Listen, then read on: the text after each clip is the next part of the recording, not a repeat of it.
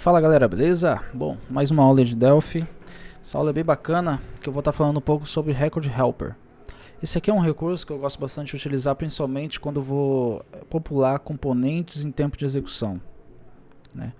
Às vezes a necessidade, às vezes o componente ele é dinâmico, né? Ele vai aumentando conforme o cadastro, e às vezes você quer não utilizar assim por exemplo, um combo, um DB Search da vida, assim, se você quer, em vez de consultar no banco, você quer popular ele em tempo de execução. Às vezes acontece essa necessidade, então eu gosto bastante de utilizar o recurso do Record Helper para esses casos.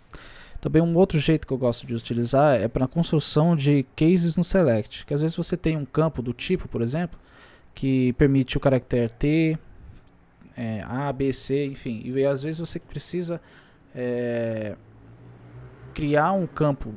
Olha só, às vezes você precisa criar um novo tipo D, e no seu código fonte você tem N telas que faz a consulta nesse banco, mas lá você tem um case fixo lá, que é case A, retorna tal, case B, retorna tal, case C, retorna tal. Às vezes a descrição você precisa retornar a descrição, né? E acaba que tendo que fazer muita alteração. Então, para esses casos também a gente pode estar utilizando. Então, vou mostrar então um exemplo aqui. Nesse exemplo aqui eu vou rodar ele para vocês verem.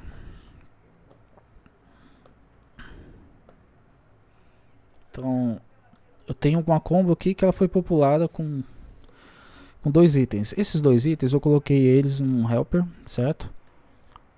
E dentro deles eu vou mostrar para vocês aqui. Então eu criei um botão aqui select, que ele não faz uma consulta no banco, que eu não estou usando conexão ainda, mas eu montei um select já com um exemplo como que a gente pode estar fazendo com o Record Helper para montar esse case, tá? Então vamos olhar o código fonte aqui. Então aqui eu tenho um helper chamado popula combo, que eu passo um tstring, que é os itens da combo, tá? Só para vocês verem, então meu tsex ele tem dois itens, né? Que é o male e o female, né? O masculino e feminino. E eu fiz aqui um helper para ele, onde eu posso estar retornando a posição dele dentro desse array, certo? Então o male, se eu for usar asbyte, meio.asbyte, então ele vai me retornar 1. Se eu colocar female.asbyte, ele vai me retornar 2, beleza?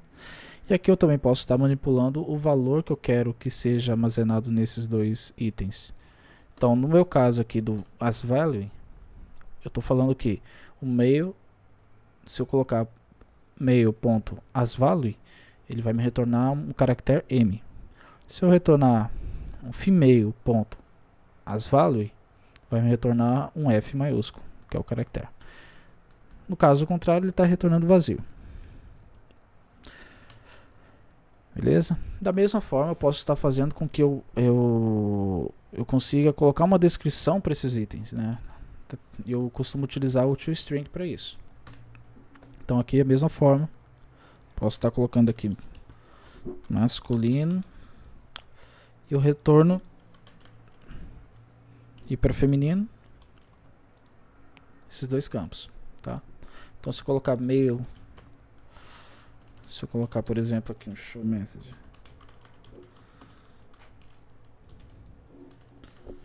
male.toString, ele vai me retornar, quando eu compilar aqui, masculino na tela, beleza?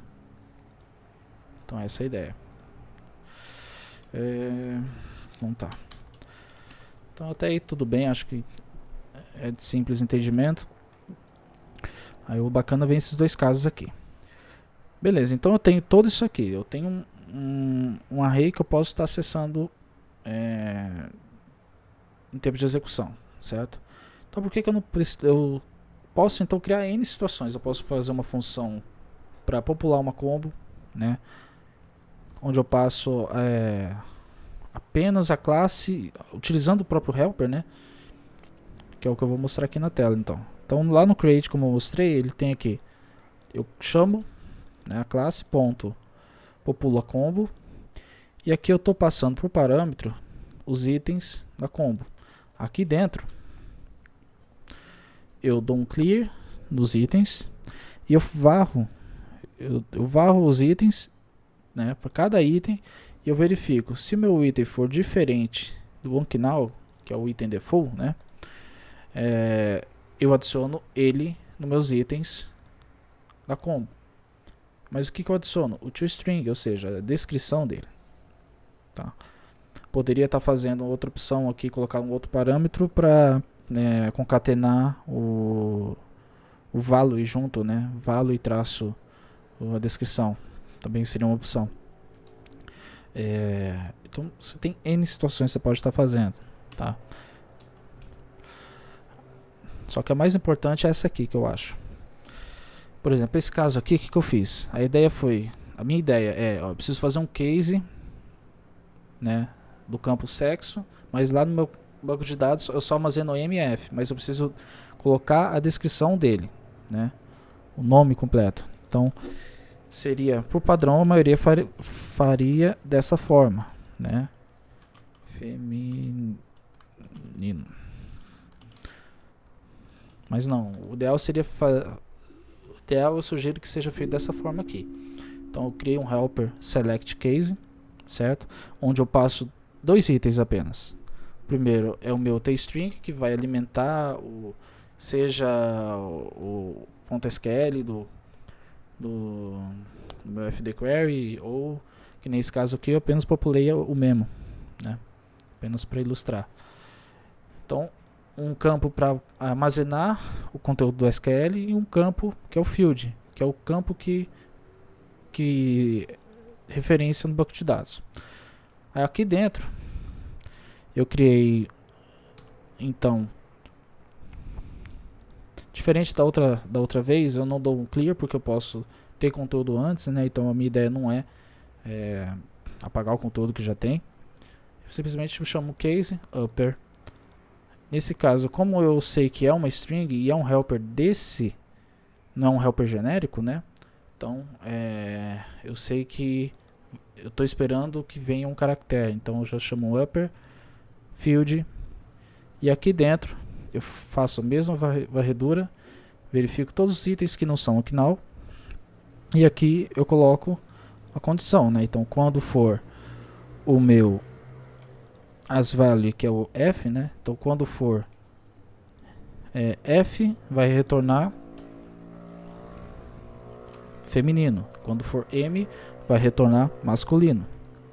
E por aí vai, certo? Então vamos mostrar então aqui para vocês como que ficaria.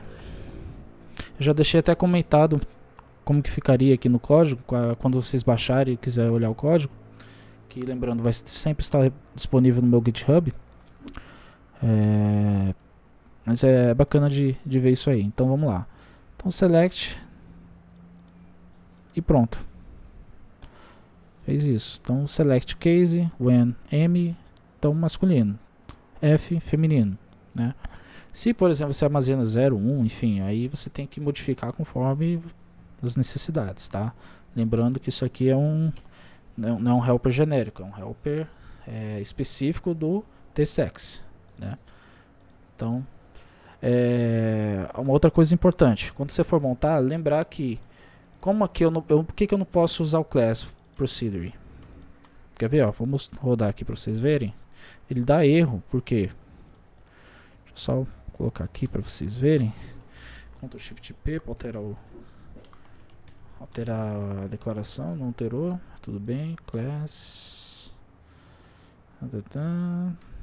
helper, class procedure, beleza. Então eu tirei então o class. O que acontece? Para esses casos aqui, como você viu que ele me dá uma mensagem que esses métodos são apenas permitidos por métodos class ou construtores, né? Então, nesse caso, por isso que houve a necessidade de colocar um class procedure, né? beleza? Aqui também, então se eu só colocar aqui o class na frente, ele ainda vai me dar um erro de que como é o class procedure, eu preciso determinar que ele é estático, tá?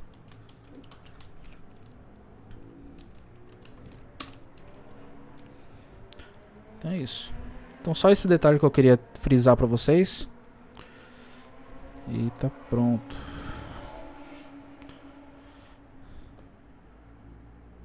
Então rodando aqui. Rodou bacana. Beleza, galera? Então era isso. Espero que vocês tenham gostado dessa aula. E nos vemos mais tarde. Até a próxima.